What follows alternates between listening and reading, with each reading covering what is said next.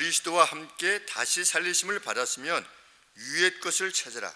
거기는 그리스도께서 하나님 우편에 앉아 계시느니라. 위의 것을 생각하고 땅의 것을 생각지 말라. 이는 너희가 죽었고 너희 생명이 그리스도와 함께 하나님 안에 감추었음이니라.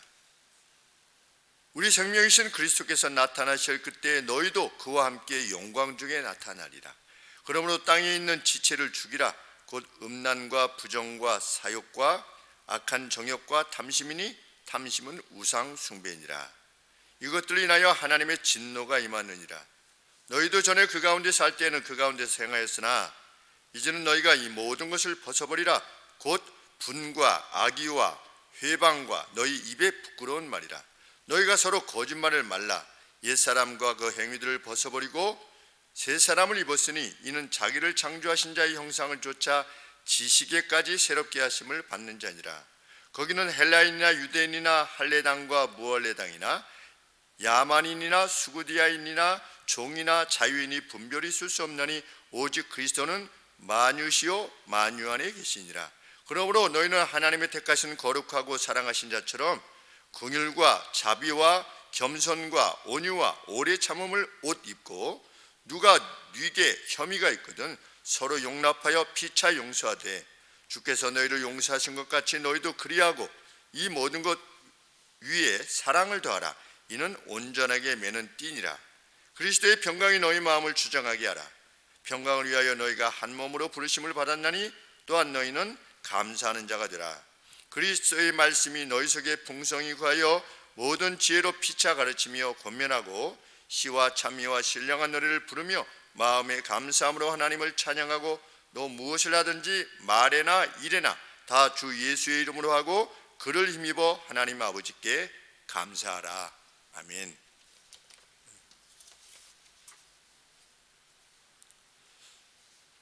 바울은 앞서서 우리 그리스도인들을 정의할 때 은혜를 통해서 부활한 사람들이다. 이미 부활한 사람들이다. 부활이라고 하는 것은 무엇을 전제로 합니까? 죽었고 부활한 사람. 무엇이 죽었느냐?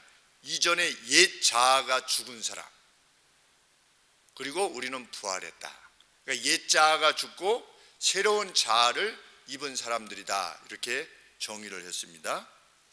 그런데 주님과 함께 부활한 사람들이다.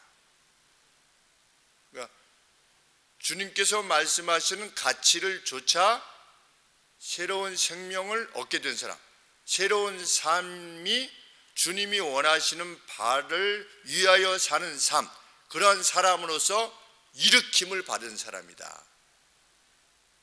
죄에 대하여 죽고 의에 대하여 산 자로 일으킴을 받은 사람이다. 이렇게 우리 그리스도인들을 정의합니다. 그리고 이것을 위해서 우리 주께서 우리에게 적대적이었던 빚 증서를 십자가에 못 박아서 무효로 만드셨다. 이제는 거칠 것이 없는 자유인으로서 우리가 새로운 자아를 살아갈 수 있게 되었다. 이렇게 그리스도인들을 정의합니다. 그러면서 믿음으로 받은 이 승리자의 상을 결코 빼앗기지 말아라. 이미 우리는 하나님의 자녀다. 그런데 골로새 교회에 이상한 가르침을 가르치는 자들이 나와가지고 자의적 숭배 아니면 자기 비하, 스스로 무엇을 만들어내는 겁니다.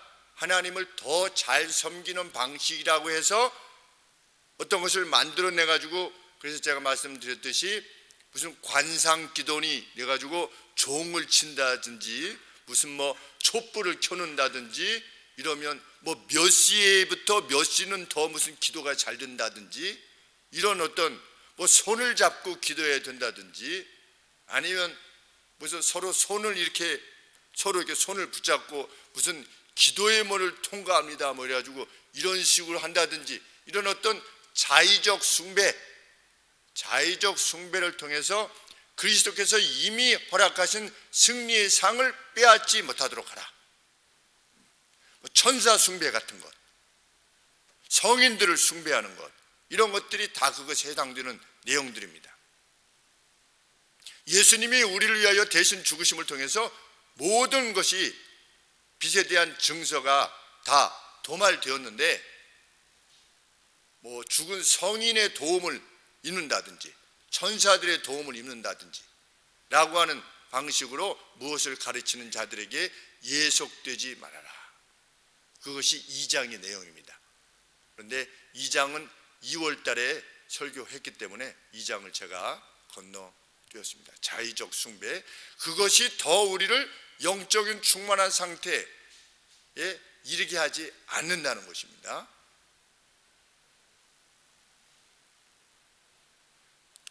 바울은 그런 것들은 다 땅의 것이랍니다. 땅의 것. 그러면서 1절 말씀에 위의 것들을 추구하는 것을 지속해라.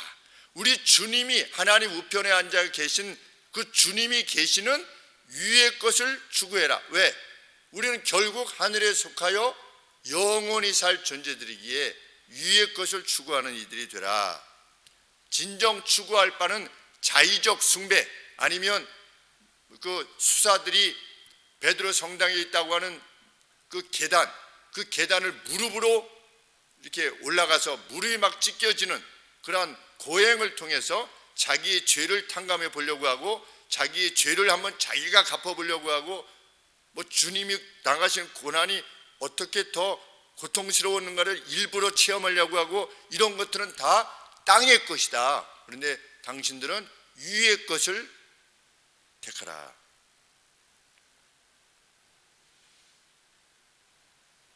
왜? 우리는 어떤 존재들이기 때문에 3절 말씀에 이는 당신들이 죄에 대해 죽었고 당신들의 생명이 그리스도와 함께 하나님 앞에 지금 감추어져 있는 그러한 이들이기 때문입니다.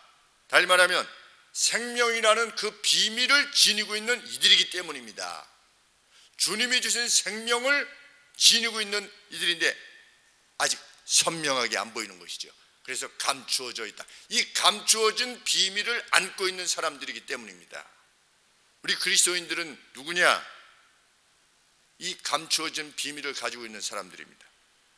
그것이 자기의 정체성인 사람들입니다. 우리에게는 이미 생명이 있다라는 겁니다.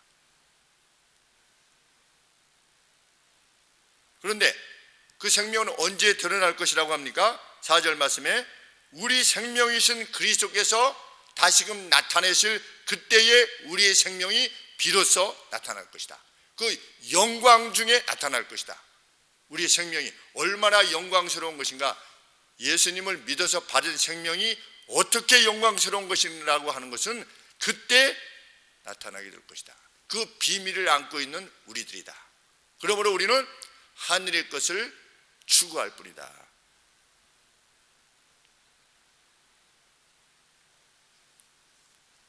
주님의 영광스러운 드러나심, 재림에 비추어서 그때 우리에게 나타날 그 생명, 영광스러운 생명에 비추어 볼 때 우리의 몸에 더 이상 무엇을 가지는 것은 그 격에 합당치 아니하다.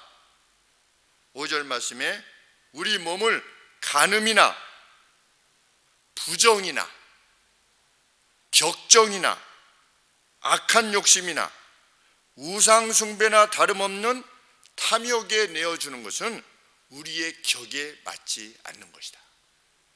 그 영광의 몸을 이제 우리가 사모하고 있는데 그런 것들로 우리를 채운다고 하는 것은 그것은 우리의 격에 맞지 않는 것이다. 그렇게 바울은 그런 것들에 대해서는 죽었다고, 죽은 우리들이라고 고려하라고 합니다. 5절 말씀에 그러므로 땅에 있는 지체를 죽은 것으로 고려해라. 이 지체, 우리의 몸들, 입, 손, 발, 우리 몸의 지체들을 그런 것들에 대해서는 시체와 같이 그냥 죽어버린 그러한 존재들로 우리 자신들을 이해해라.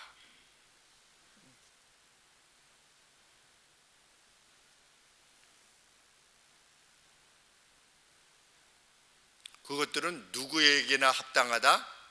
과거에 우리들이 그러했듯이 하나님의 진노를 받게 될 불순종의 아들들에게나 합당한 것이기 때문이다. 그러니까 성경은 늘 마지막 시점에서 오늘을 결정하는 겁니다. 마지막 시점에서 오늘의 행동과 우리의 말, 결정들을 보는 것입니다. 마지막 날 하나님께서 어떻게 판단하실 것이냐, 그것입니다. 그런데 성경은 이것은 아닌 겁니다. 이렇게 해야만 천국에 간다, 이것이 아닌 겁니다. 이미 우리는 예수님을 받아들임으로, 예수님의 그 의로움을 받아들임으로, 예수님이 대신 죽어주심을 받아들임으로 이미 천국 백성이 되었다는 겁니다. 천국 백성이 되었기에 그날 천국 백성으로서의 그 생명을, 우리가 지금 지니고 있는 그 생명이 드러나게 될 텐데, 드러나는 건 그때 드러나는 것이죠. 지금은 가지고 있지만 감춰져 있는 것이고, 그러니 그날 하나님 앞에 진노를 받게 될 그 불순종의 아들에게나 아들들이나 행할 그 어떤 일들을 오늘 우리가 행할 수는 없다는 겁니다. 이것은 천국 가기 위해서는 이렇게 해라, 이렇게 하지 않아야 된다가 아니라 우리의 격에 맞지 않는다는 것이죠. 구원받은 자로서 언급하고 있는 겁니다. 구원받은 이들로서 언급하는 것입니다. 구원받으려면 이렇게 해라가 아니라, 8절 말씀에도 바울은 주로 혀의 악을 제거할 것이라. 화, 앵거. 그러니까 하나님의 사람은 화를 멀리하는 것입니다. 하나님의 사람은 분노. 그래서 제가 수년 동안 이렇게 말씀을 드리는 겁니다. 벌써 기득권이라는 말 가운데 뭐가 있는 겁니까? 그 말 자체가 지니고 있는 분노가 있는 겁니다. 그래서 우리 그리스도인들의 입에는 기득권이라는 용어를 사용하지 없는 겁니다. 그것이. 왜? 그것이 분노를 담고 있기 때문에. 냉소적인 말을 우리 그리스도인들은 행하지 않는 겁니다. 왜? 냉소 안에도 무엇이 있습니까? 불평이 있고 분노가 있기 때문입니다. 그래서 우리 사도 바울이 오늘 말씀하고 있지 않습니까? 감사하는 말을 행하라. 감사하는 말. 우리가 그래서 가끔 TV에서 보면 뭐 이렇게 쭉 얘기하다가, 그래도 우리에게 소망이 있으니 감사합니다. 저분 예수님 믿으시는 분인가 보다, 이렇게 하다가 오늘 뭐 이 날이 감사하죠. 예수님 믿는 사람 맞구나. 저기 살펴보면 그 집안에 뭐 이렇게 내 염려를 주께 맡겨라 이런 게 막 붙어 있는 거죠. 그러면 역시 맞구나. 그리스도인의 특징이 뭐냐? 가장 큰 특징이 뭐냐? 정의, 공정. 성경이 말하고 있는 그리스도인의 가장 큰 특징이 뭐냐? 감사합니다. 평강이고 사랑입니다.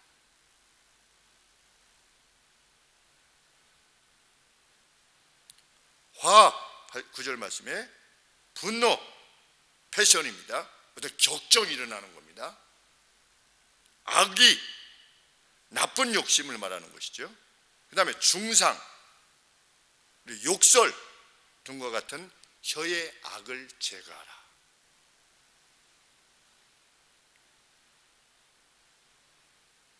혀는 모든 것들은 다 뭐가 되는데, 길들여지는데 가장 힘든 것이 뭐라고 합니까? 우리 혀래요. 혀가 성경에 보면 가장 길들여지기 힘든 혀에 대한 정의가 뭡니까? 악의 세계래요. 악의 세계. 월드 오브 이블, 악의 세계래요. 정말 무서운 말씀이 아닐 수 없습니다.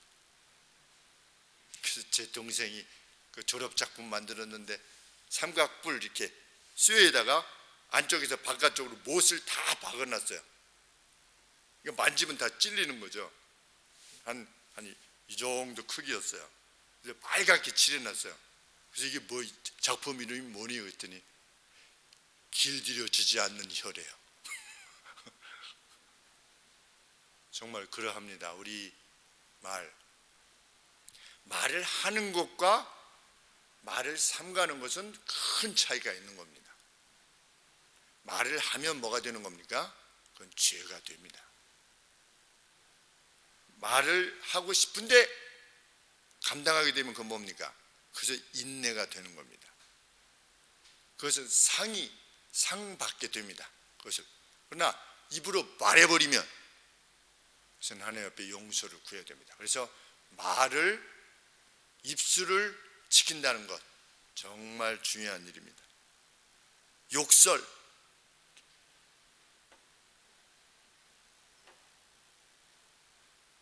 9절 말씀에 서로 거짓을 말하지 말라.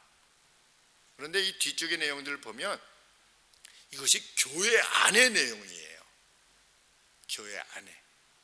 밖에 나가서 이렇게 하지 말아라가 아니라 교회 안에 있는 성도들끼리. 그러니까 이제 예루살렘에서 시작되었던 초대교회의 모습은 참 아름답지 않습니까?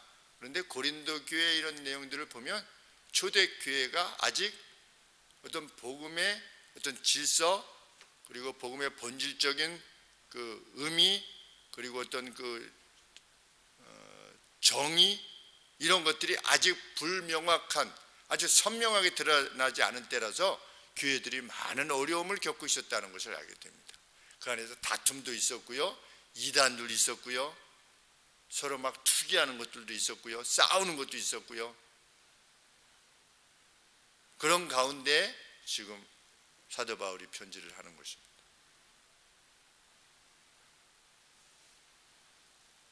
예수님을 믿는다는 것은 뭐냐?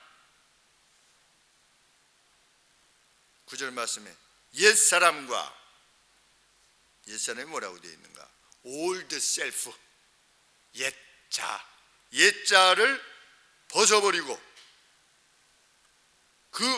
그때의 행위를 벗어버리고, 옛자와 그때의 행위를 벗어버리는 겁니다. 바울은 새로운 자, new self, 새로운 자아를 입으라.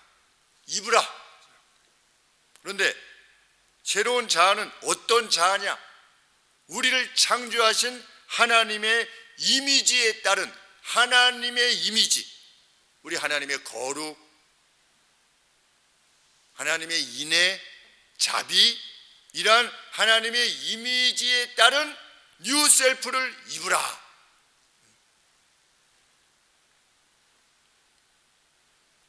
말이 좀 깁니다. 10절 말씀에 자기를 창조하신 자의 형상에 이르기까지, 지식에까지 새롭게 하심을 받는 자니라. 진정으로 새로워지는 새로운 자아를 입으라. 진정한 지식으로 새로워지는 새로운 자아를 입으라. 우리를 창조하신 하나님의 이미지에 대한 진정한 지식이 있어야 되죠. 그렇죠? 하나님의 형상이 하나님의 이미지인가 무엇인가에 대한 진정한 지식이 있어야죠. 그래야만 하나님을 닮아갈 수가 있죠. 그래서 그렇게 진정한 지식을 얻게 되었을 때에 그 새로워지는 새로운 자아를 입으라. 우리의 근본적인 목적은 무엇입니까? 하나님의 형상을 닮아가는 겁니다. 구원받은 이후에 우리가 끝까지 추구하는 것은 무엇입니까? 하나님의 이미지를 닮아가는 겁니다. 하나님의 형상을 닮아가는 겁니다. 그것이 하나님의 기대이십니다. 그런데 하나님의 이미지 안에서는 무엇도 없고 무엇도 없다. 11절에 헬라인, 유대인 서로 나눴었죠. 교회 내에 있었는데 헬라파, 유대파, 이렇게 헬라인이나 유대인이나 할례를 행한 사람들이나 할례를 행하지 않는 사람들이나 야만인이나 수구디아인이 누군가 이랬더니 이게 지도를 찾아보니까 저 불가리아 쪽입니다. 그러니까 흑해, 그러니까 터키가 있고 터키보다 북쪽입니다. 터키보다 북쪽인데 아주 큰 제국을 이루었더라고요. 그러니까 주전 7세기부터, 예수님 오시기 7세기부터, 그러니까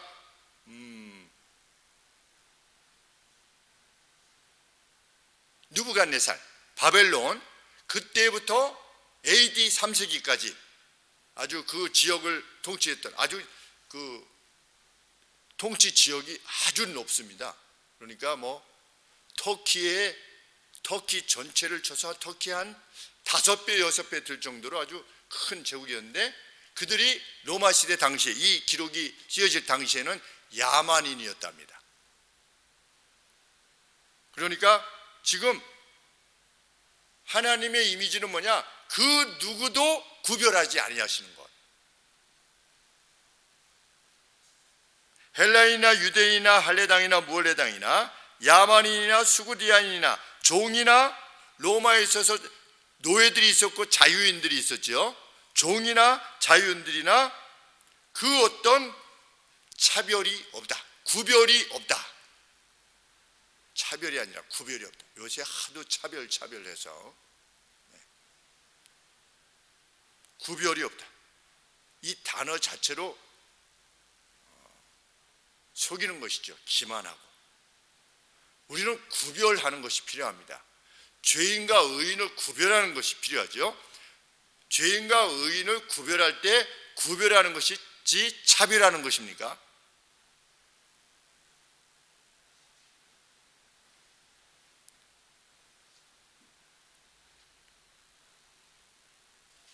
하나님의 형상을 쫓아 지식에까지 새롭게 하심을 받는 자의 특징이 뭐냐? 특징이 뭐냐? 그 누구에게도 차별을 두지 않고 사랑하는 겁니다. 전라도 사람이든 경상도 사람이든, 배웠던 못 배웠던, 남자든 여자든, 장애를 입었던 장애를 입지 않았던, 참 그런 차원에서 보면 미국 사회가 정말 멋있었어요. 저는 이제 마지막 돌아올 때 그 비행기가 이제 우리 저 그랜드 레피드에서 비행기가 떠야 되는데 그 비행기가 엔진이 고장이 됐대요. 그래가지고 그때 같이 유학했던 분들이 이제 환송하기 위해서 아마 거의 다 나오신 것 같아요. 정말 많이 나오셔서 너무 감사했죠. 떠나는데 참 슬펐고, 또 언제 만나려나 그래가지고 한번 한 4, 50 가정이 이렇게 됐으니까 뭐 부부 해가지고 아이들까지 해서 이렇게 다 나와서 환송을 해주는데, 자 안녕히 계세요. 그런데 가야 되는 비행기가 이렇게 이륙을 안 하는 거예요. 이상하다고 했더니 엔진이 고장났대. 엔진이 고장나서 거기서 1시간 정도 더 가는 칼라마주라는 데로 가야 된대요. 그러면 거기 가서 못하면 누구 책임이냐 그랬더니 그건 우리 책임이 아니래. 그래서 우리 좀 따져야 되는데 따지지도 못하고 그냥 급하니까 막 이렇게 갔어요. 가가지고 이제 그 리셉션 거기서 사무 보는 사람이 딱 무엇을 도와드릴까요? 딱 이렇게 하는데 손가락이 3개예요. 날 때부터 오니까 손가락이 이렇게 붙은 거예요. 이렇게 붙어서 나온. 그런데 전혀 주저함이 없이 딱 이렇게 딱 하면서 무엇을 도와드릴까요? 하는데 저희는 손이 먼저 이렇게 가잖아요. 근데 전혀 거리낌이 없이 그냥 하는 모습을 보고 이야 참 멋있다. 미국 사회 멋있다. 그 어떤 차별도 두지 않는 그리스도의 사랑, 그 문화, 입양을 했던 자기가 낳았던 주변에서 그것에 구별을 두지 않는 나라. 똑같이 입양한 아이나 저 입양했대, 그런 것이 없는 나라. 참 크리스찬 문화 많이 배웠습니다.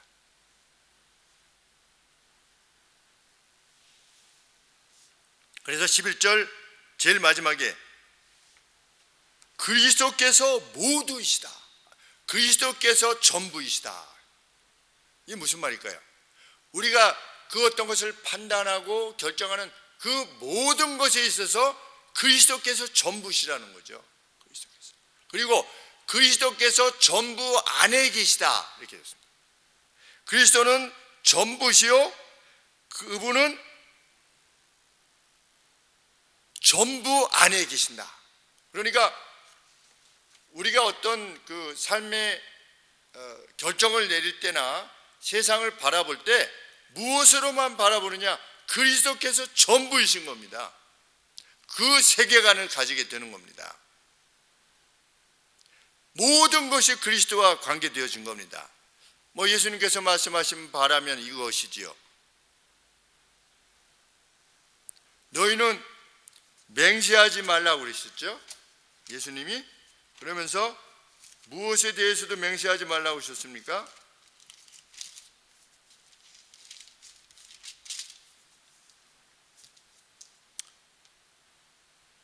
마태복음 5장 34절에 너는 맹세하지 말라, 도무지 맹세하지 말아라. 거짓을 위해서.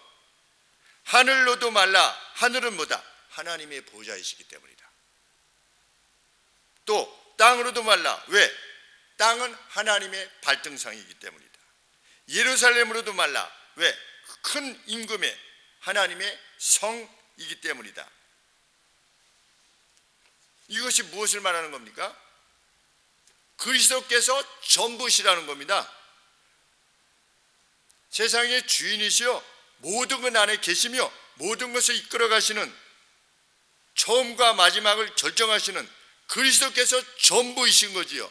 그런 안목으로, 그러한 세계관으로 바라볼 때 그 누구에게도 구별을 두지 않는, 그것이 죄인이든 아니면 의인이든에 대해서도 우리 인간 스스로 구별을 두지 아니하는, 우리는 더 고상한 그리스도인이요 저기는 덜 고상한 그리스도인이요 라고 하는 구별도 두지 않는 그러한 사람이 하나님의 이미지에 이르기까지 완전한 트루 날리지, 진정한 지식으로 새롭게 된 사람이다. 하나님은 그러한 기대를 우리에게 가지고 계시답니다. 그것이 우리 상황이 우리를 불안하게 하든 상황이 우리를 힘들게 하든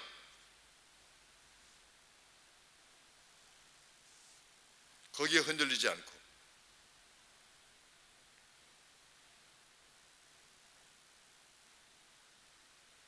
그렇게 그리스도인이 된다는 것은 조금 변하는 것이 아니라 영혼의 골수를 바꾸는 겁니다. 우리 골수를 바꾸면 혈액형도 바꾼다고 하지 않습니까? 혈액형이 바뀐대요. AB형인데 O형 거를 받으면 그 사람이 O형이 된대요. 우리가 그리스도인이 된다는 것은 하나님의 이미지로 영혼의 골수를 바꾸는 겁니다. 전혀 다른 사람이 되는 것입니다. 아, 저 사람 좀 고집이 있어. 원래 그 사람은 그래. 왜 아닌 거죠? 고집이 있던 사람이 어떻게 되는 겁니까? 너그러운 사람이 되는 겁니다. 그것이 예수님을 믿는 사람이 되는 겁니다. 욱하는 기질이 있어. 아, 예수님 믿어도 성령님도 그것을 못 고쳐. 그런 농담도 제가 어렸을 때 들었어요. 저 사람이 욱하는 거는 성령께서도 어쩔 수가 없어. 이런 농담을 제가 들은 적이 있는데 그건 있을 수 없는 일이죠. 성경의 가르침에 비춰보면.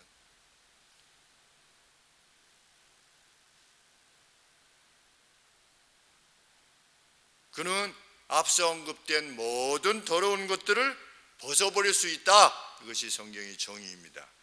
위로부터 낳은 사람은 그러하다. 위로부터. 예수님께서 말씀하셨죠. 위로부터 낳은 자만이 위로부터 낳지 아니하고서는, 거듭나지 아니하고서는, 그런 표현을 쓰는데 제가 자주 말씀드렸죠. 현대 번역으로는 위로부터 나지 아니하면, 위의 가치로부터 나지 아니하면 하나님의 나라를 볼 수 없다 라고 한 이 위로부터의 가치가 뭐냐? 예수님이 전부시라는 것.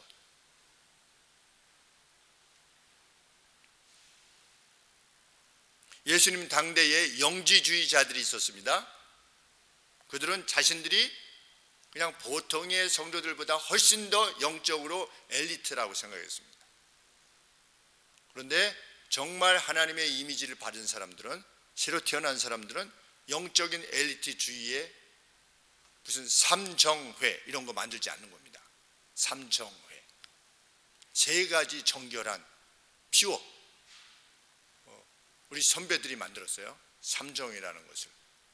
우리는 깨끗하게 한다, 산다. 삼정에 있는 사람들이 모든 문제를 만들었어요. 7계명을 범하고.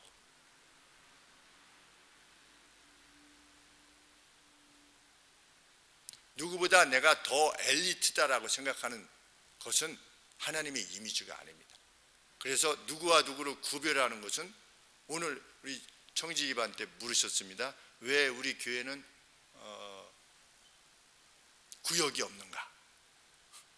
구역이 있으면 구역장님이 좀 잘 돌보시고 그러는데, 성경에 구역이 있습니까? 없습니까? 성경에 구역이 있지요. 성경적인 근거가 있습니까? 청부장, 백부장, 그리고 이제 각 족장들, 또 밑에 지도자들 해서 모세 때에도 이렇게 두령들을 두지 않았습니까? 그것이 오늘날로 치면 물론 구역 되어질 수 있을 것 같습니다. 그런데 그것을 알고 있음에도 불구하고 지금까지 이렇게 온 것은, 과거 제의 모교회 또 제가 섬겼던 교회들 내에서 구역끼리 대결을 하더라. 우리 구역은 5명 모였어요. 그래서 저쪽은 8명이 모이는 거예요. 가령 예를 들면 연합구역 예배를 드려요. 처음 시작할 때나 아니면 마침 끝날 때. 그러면 여기 1구역, 2구역, 3구역 이렇게 이제 핀말을 해서 이렇게 앉으면 1구역이 한 2분 정도 왔어요. 그러면 6구역 구역장님이 뒤에 가셔서 막 전화를 하세요. 저기 지금 3구역은 7명 나왔는데 우리 2명밖에 없어. 빨리 와.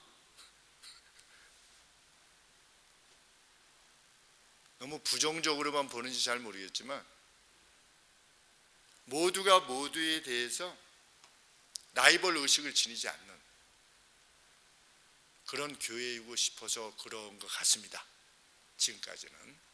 그래서 스스로 자원해서 행하시는 데까지, 그래서 교회가 커지지 않는다. 규모가 관계없이 모두가 모두에 대해서 정말 그 누군가가 누구에 대해서 관심할 수 있다면 구역을 했든지 안 했든지 관계하지 않을 것입니다. 우리 권사님들이 돌아보는 모습이 그러합니다. 제가 그렇게 말씀을 드렸어요. 제가 이 뒤쪽으로 이렇게 들려오는 어떤 언급들을 이렇게 들어보면, 우리 권사님들이 누구들을 이렇게 돌아보고, 누가 연약하다면 돌아보고, 슬픈 가운데 있다면 위로해 주시고, 일주일에 한 번씩 또 어떤 자매님은 또 자매님에게 전화해 주셔서 삶에 대해서 물어봐 주시고, 이런 이야기들 들었을 때 그것이야말로 정말 하나님께서 기뻐하시는 거죠. 교회라 믿는다. 이제 말씀을 드렸죠.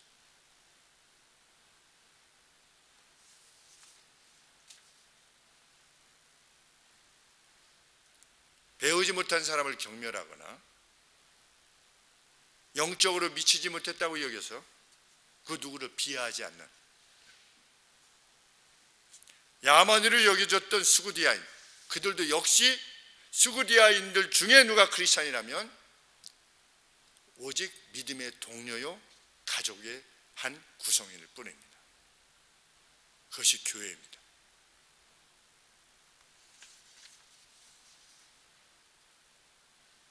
그래서 사도 바울은 이렇게 기대합니다. 오직 하나님에 의해 택함을 받아 거룩하고 사랑받는 이들로서 자신을 정의한 사람은 내가 대적할 수밖에 없는 그러한 불평을 지닌 사람에 대해서라도 주께서 자신을 용서하신 것 같이 견디고 용서해주고 동정심과 친절과 겸손과 온화함과 인내의 마음을 입음으로 이겨내려 할 것이다.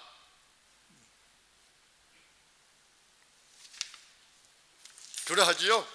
정말 그러합니다.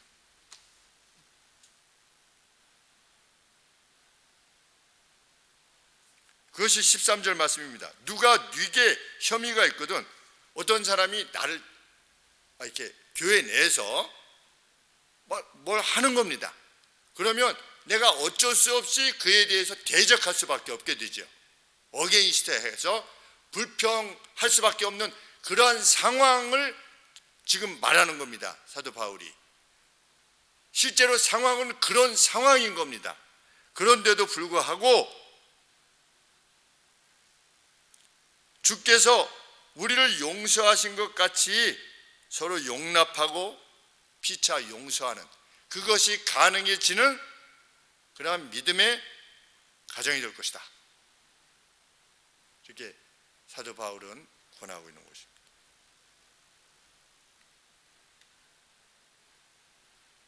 그리고 그리스도인은 거기서 더 나아가지요. 나쁜 말 하지 않고 탐욕하지 않고 그냥 안고 견디고 거기까지 멈추는 것이 아니라 더 나아가는 것입니다. 14절에 이 모든 것 위에, 그 영어에 보면 beyond라고 하는 단어를 사용하는데, 이것들을 넘어서는, 이거 하지 않고 나쁜 거 하지 않고 이것을 넘어서는 사랑을 행하려 하는 것입니다. 그러니까 단지 미워하지 않는 정도 수준에서 멈추는 것이 아니라 그 사람을 사랑하는 겁니다. 그것이 훗날 영광스러운 생명을 지닌 자로서 나타날 그날을 기대하는 이들로서 마땅히 취할 바요, 당연히 그렇게 할 것이라고 하나님께서 우리에게 기대하시는 겁니다. 그 면모가 우리 그리스도인들에게서 비춰져야만 되는 것입니다. 비춰져야만 천국 가는 것이 아니라 이미 구원받은 자들의 실제적인 능력이 주어져 있음에도 불구하고 행사하지 않는 거지요. 누군가 그렇지 않다면 이미 주어졌는데도 행사하지 않는 겁니다. 얼마나 아깝습니까? 자신에게 주어진 그 영광이 있는데 그것을 행사하지 않으면 너무나 안타까운 일이지. 예수님은 우리가 그런 이들이다. 사도 바울도 우리가 그런 이들이다.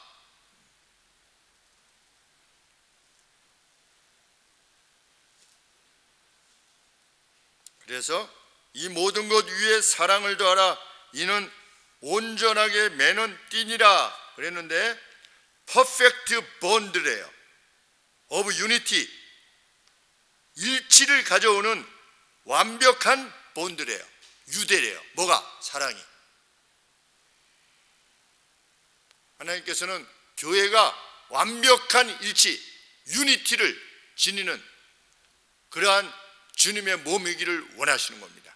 그것이야말로 위의 것을 추구하는 겁니다. 사랑으로 교회에 속한 모든 사람들이 일치된 유니티를 이루는 것, 완벽한 유니티를 이루는 것, 하나됨을 이루는 것. 여기서 하나 됐다는 것은 무엇을 말합니까? 어떤 회기를 말하는 것이 아니지 않겠습니까? 그 안에 있는 함께 기뻐하고 함께 슬퍼하는, 기쁜 일에 함께 동참하고 슬픈 일에도 함께 동참하는, 그것이 마음으로부터 뜨겁게 우러져 나오는 그러한. 그래서 누군가 어떤 심령이 새롭게 보이면 이런 심령을 지닌 사람은 어떻게 할 것입니까? 제가 목사기 때문에 새로운 분이 오시면 가는 게 아니라 너무나 반갑고 기쁘기 때문에 가는 거죠. 새로 보이시는 분한테. 우리 교회 성도들 다 그렇게 해야 되는 것이 마땅한 것이죠. 왜? 스구디아인조차도, 야만인조차도 우리 교회에 들어온 겁니다. 야만인이 들어왔어요. 야만인이 들어왔어도 뭡니까? 주 안에서의 형제인 겁니다. 지금 처음에. 그래서 야고보서에서도 뭐라고 말하는 겁니까? 부자 좀 잘 사는 사람처럼 보이는 사람은 여기 앉으시오 하고, 뭐 나쁜 사람, 이렇게 가난해 보이는 사람이 들어오면 거기 앉든지 말든지 뭐 마음대로 하시오. 그 당시에도 교회가 그랬다는 겁니다. 근데 오늘 우리 교회에 누가 왔을 때, 가령 예를 들면 누가 처음에 왔을 때 온 교회 성도들이 가야죠. 당연히 그 자리로 가야죠. 반겨줘야죠.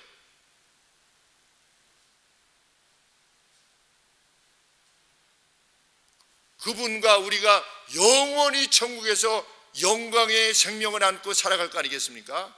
정말 그것을 확신한다면 어떻게 그렇게 오신 분에 대해서 그냥 관심도 없을 수가 있는가? 그건 불가능한 것이죠.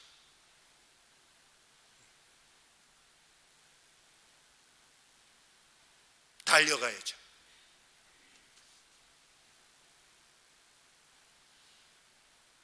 (15절) 말씀에 당신들이 하나의 몸으로 불림을 받은 그리스도의 평강으로 당신들의 마음을 지배하도록 하십시오.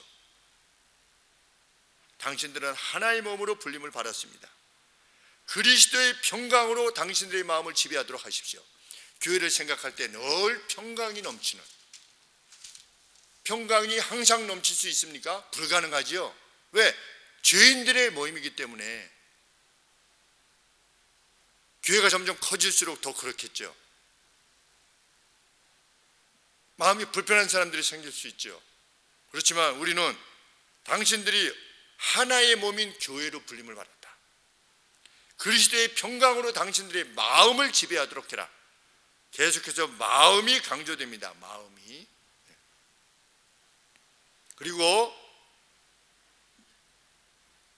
이러한 방향을 위한 영적 에너지를 공급받기 위해서, 이것이 우리들 스스로에게서 나올 수 있는 게 아니기 때문에 영적 에너지를 공급받아야 되는데 무엇으로 공급받아야 되는가? 16절 말씀에 그리스도의 말씀이 당신들 속에 풍성히 거하여 모든 지혜로 피차 가르치며 권하고, 여기서 권하고는 어드모니시라고 하는 단어를 사용했는데 이것은 권하고 때로는 징계하기도 하는 겁니다.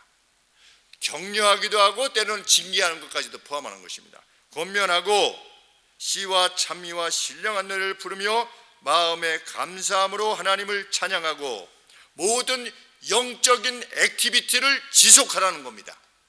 멈추지 말고. 그것이 영적 에너지를 공급받는 방법입니다. 하나님의 말씀으로 당신들 안에 풍성히 거하게 하고 주님의 말씀이 우리들 안에 계속 풍성히 거하게 할 수 있도록 애쓰는 겁니다. 그리고 서로 권면하는 것입니다. 바울의 마지막 권함은 이것입니다. 말과 행위에 있어 무엇을 행하든지 모든 것을 주 예수의 이름 안에서 그분을 통해서 성부 하나님께 감사를 드리면서 행하라. 모든 것을 주 예수의 이름 안에서 행하라. 달리 말하면 무엇입니까? 예수님을 믿는 사람으로 감추어진 영생을, 영광스러운 생명을 지닌 자로서 그것이 주로부터 주어진 것이라고 하는 사실을 확신하는 사람으로서 말과 행동을 결정하라는 것입니다. 우리 그렇게 되기를 바랍니다. 이것이 바로 코람데오입니다. 하나님 앞에서 행하는 겁니다. 무엇을 행하든지 하나님 앞에서 행하는 것입니다.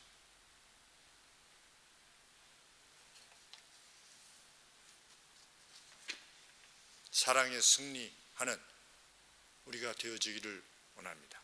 교회 내의 모든 불협화음들, 원수 마귀가 가져올 수 있는 불협화음들, 영적인 엘리트주의, 이런 것들을 다 벗어버리는, 그래서 연약한 자에게 더 많은 시간을 공급해주고 괴로움을 당하는 이들에게 더 많은 시간과 열정을 공급해주는, 아픈 사람에게 더 가까이 가주는 그러한 교회, 연약한 이들의 존재, 힘없고 가난한 이들, 배우지 못하는 이들에게 더 영예를 돌리는 그러한 교회.